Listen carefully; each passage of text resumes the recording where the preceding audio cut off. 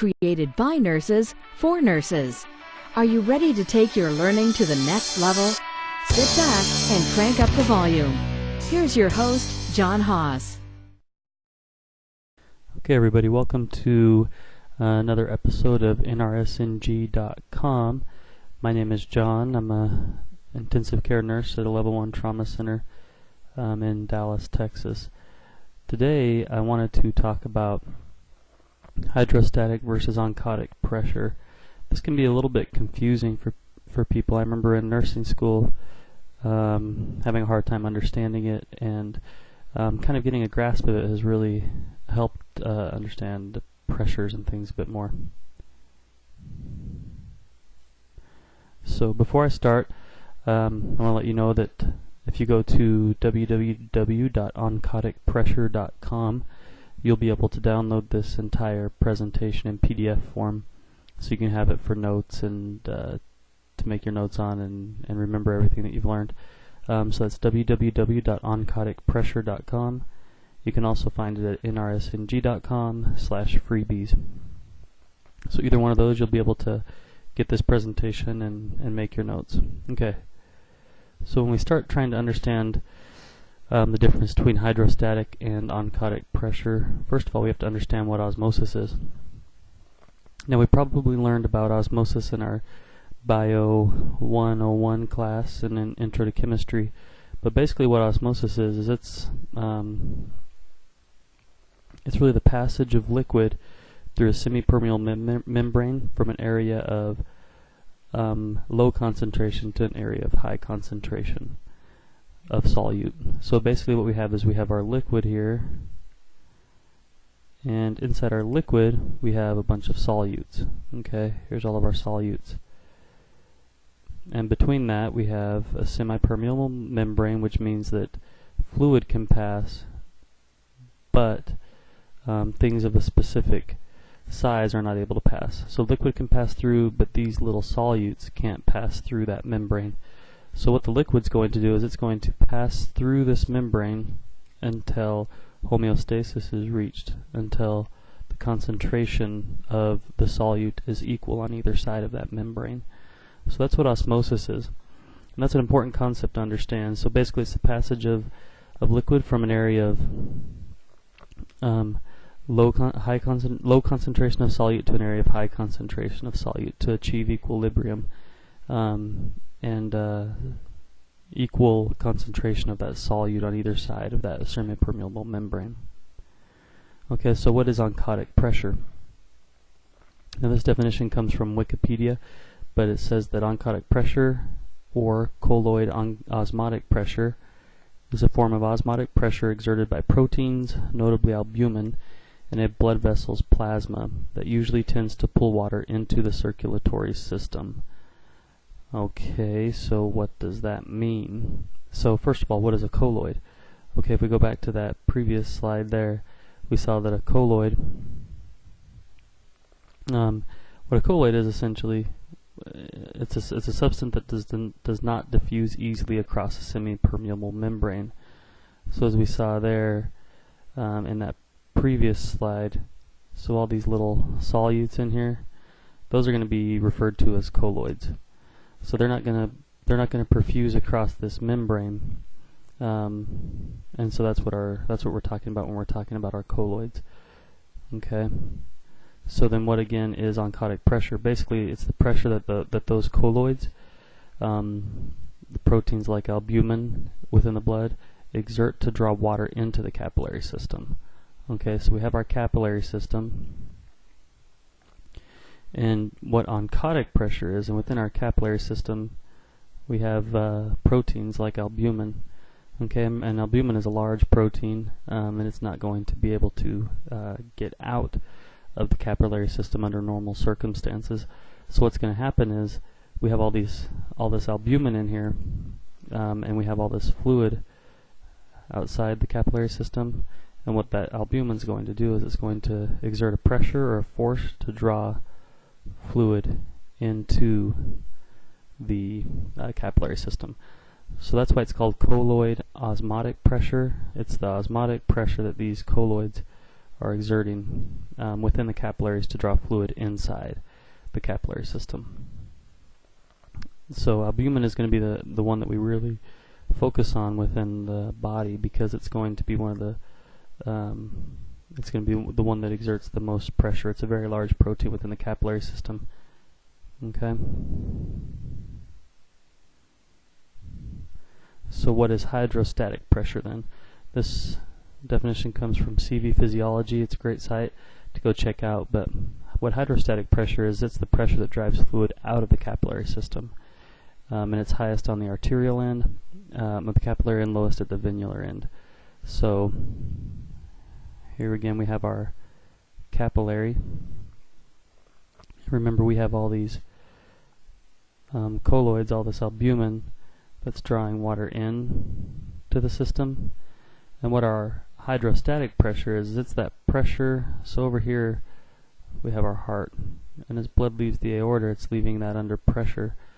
And this capillary system, or the arterial system, is under pressure as well. You know, that's under our pressure to push that blood throughout the system. So it's a highly pressurized system. And as it gets to the capillaries, it remains under pressure.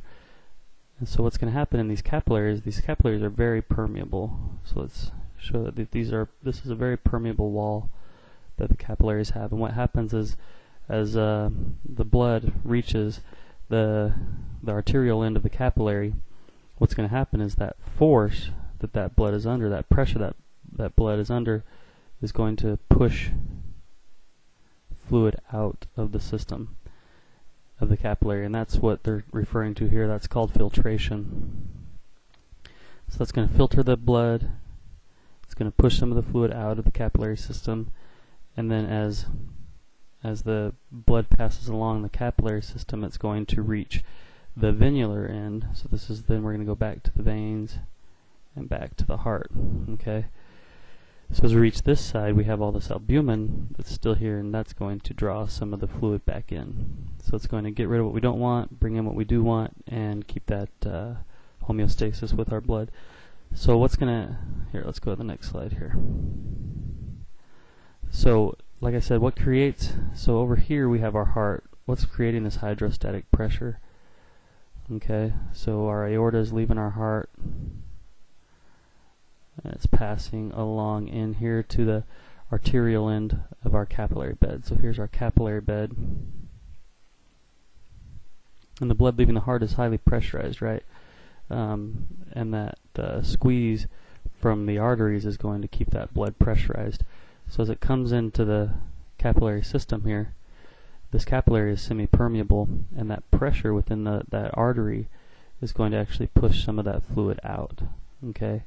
And that's going to, when we're talking about capillary hydrostatic pressure, that fluid is going to go out into like the third space and things like that. So that's kind of what we're talking about there.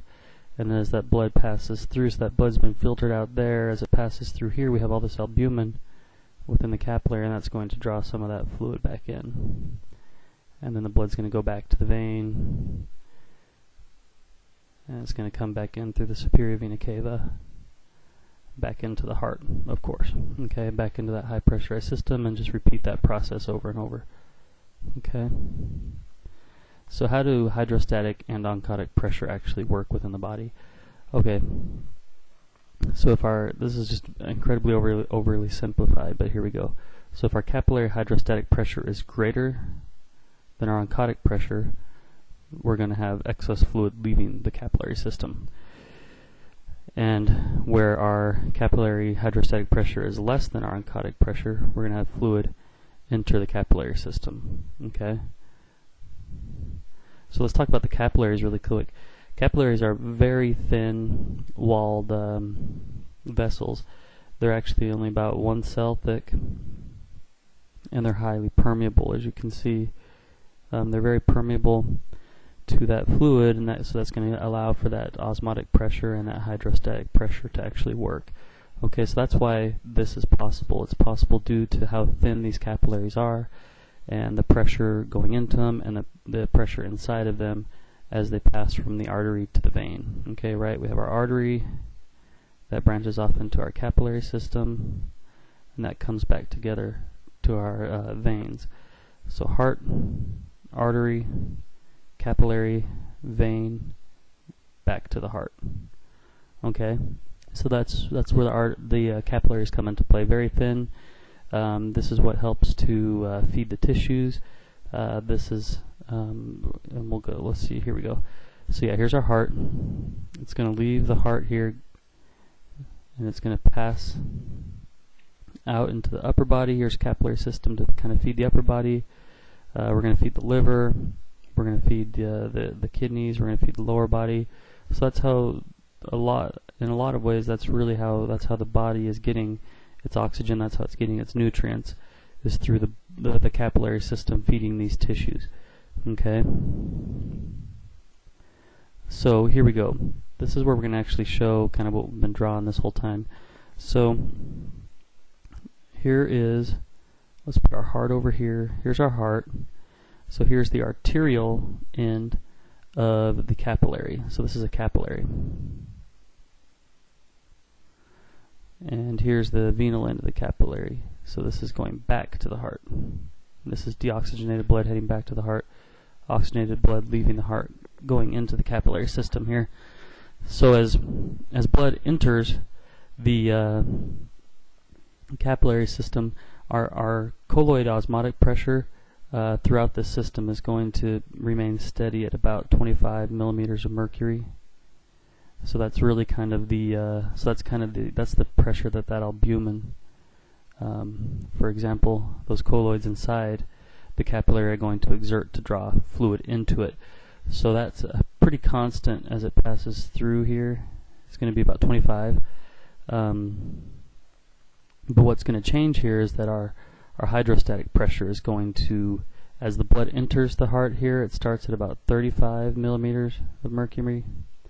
And so because that hydrostatic pressure is greater than our osmotic pressure here, what's going to happen is it's going to force some of that fluid out, and we're going to get that filtration there. And then as it passes towards the venal end, what's going to happen is our hydrostatic pressure actually decreases as it goes down. And so our hydrostatic pressure here is actually going to be less than our oncotic pressure, and so that's going to allow fluid to come back in, the resorption of that fluid. So that's really what happens. And again, what's really exerting a lot of this force is going to be these albumin molecules here that are very large. So it's coming in at a high pressure, and that's forcing fluid out. It's passing along the capillary system, and that hydrostatic pressure is decreasing.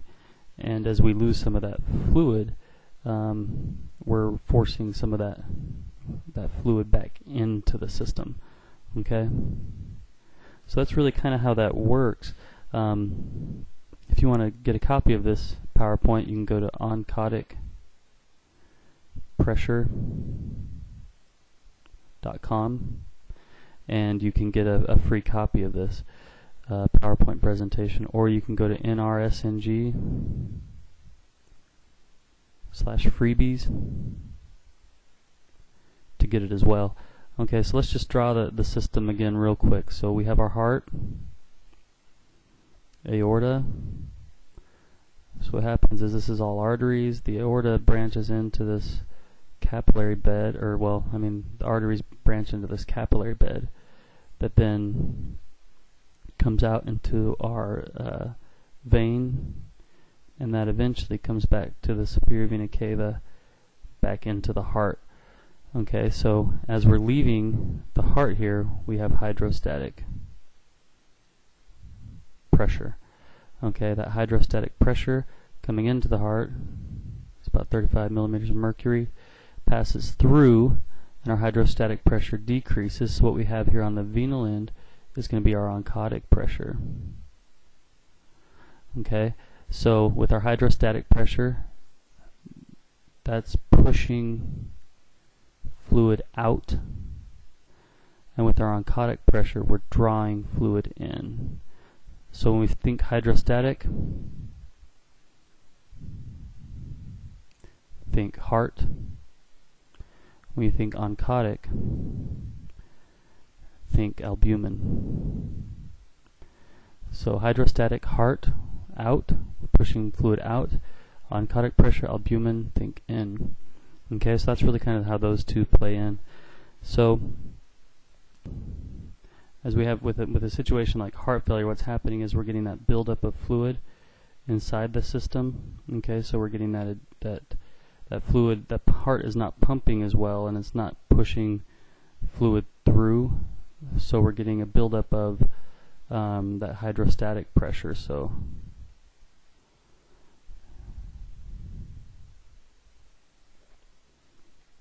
and so what that's going to do is that increase. So with CHF,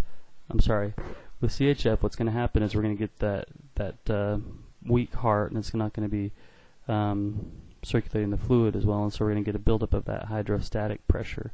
And what that's going to lead to is that's going to lead to edema. And on the other end, in a situation like malnutrition, we're going to have decreased albumin. And that decrease in albumin is going to lead to a decrease in our oncotic pressure. So what that's going to do, if we have a decrease in our oncotic pressure here, we're going to draw less fluid in. So that's going to lead to like the third spacing and the edema as well. Okay, so I hope that makes sense. Again, if you go to oncotic pressure.com, you can get the PowerPoint. You can also visit us at nrsng.com, or you can email me at contact@nrsng.com. My name's John. I appreciate you listening. If you have any questions, please be sure to contact us. Visit us at nrsng.com for disclaimer information and to keep the learning going.